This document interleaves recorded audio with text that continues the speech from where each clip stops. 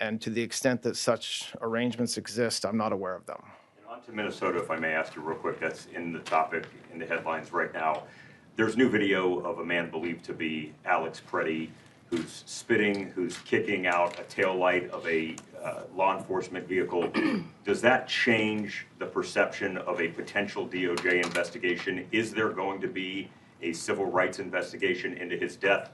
Where does that land now that that video's out? Then I have a quick follow-up on that. So look, I don't think a single video should change any perception the Department of Justice may or may not have about that tragic occurrence last Saturday. We've said repeatedly over the past week that, of course, this is something that we're investigating, and we are. That's what we would always do in circumstances like this.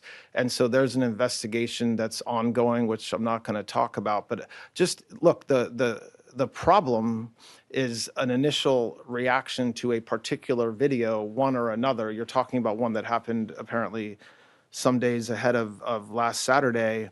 It's an investigation. So an investigation necessarily means just that. It means talking to witnesses. It means looking at documentary evidence, sending subpoenas if you have to.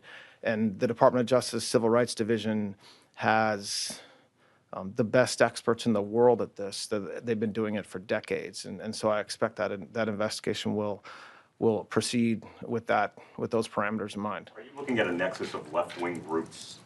This DOJ said that that's something that you guys were concerned about. Are you following money? Are you looking at a potential that all of this may be related somewhere? I mean, yes.